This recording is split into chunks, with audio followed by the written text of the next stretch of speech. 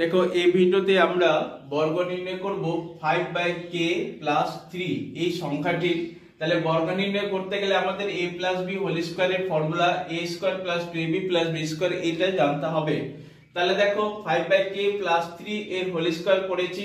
এখানে a বলতে হচ্ছে 5k এবং b বলতে হচ্ছে 3। তাহলে a² আছে, তাহলে 5/k তার হোল স্কয়ার লিখলাম, প্লাস আছে প্লাস দিয়েছি, 2 আছে 2 লিখলাম।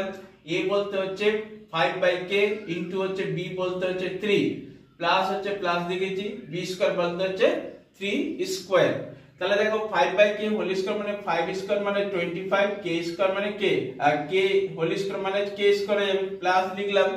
এটা মাল্টিপ্লাই করলাম, দেখো 2 5 এবং 3 উপরে আছে, এখানে 5 দুগুণে 10, 3 10 30, নিচে হচ্ছে k, প্লাস হচ্ছে প্লাস দিলাম, 3² হচ্ছে 9। তাহলে 5/k + 3 এর বর্গ নির্ণয় করলে পাচ্ছি 25